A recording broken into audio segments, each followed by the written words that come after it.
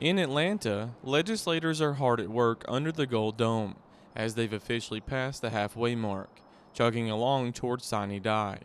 This year, just like any year, ag is a big topic of discussion, as there are a number of issues being debated.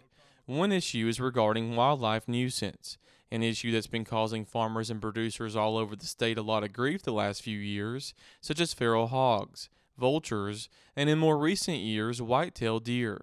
Wildlife nuisance has definitely been something that farmers have experienced for a long time across all commodities. It kind of depends what commodity you're talking about, which wildlife, it tends to be the nuisance, right?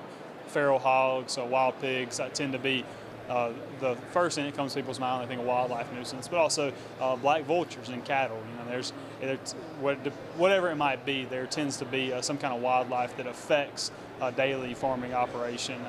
But however, when the issue arises when, like the feral hog situation, the damage that the farmer is occurring due to wildlife nuisance is just unsustainable. And kind of the new wildlife nuisance we've seen in this front is white-tailed deer.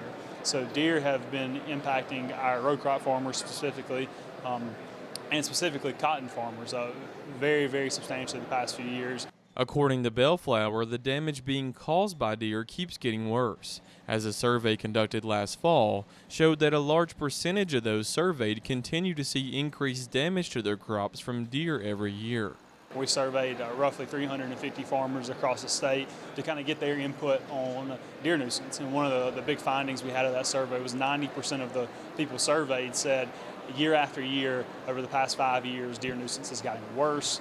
And out of those 10% who did not say it was gotten worse, they said it stayed the same. So over the past 5 years, no farmer had experienced a decrease in wildlife nuisance from deer, which is pretty substantial and very eye-opening to the issues. Another issue this legislative session is regarding the foreign ownership of land, an issue Bellflower says is a matter of food security, as it will keep countries that are designated as foreign adversaries from owning land used for production agriculture.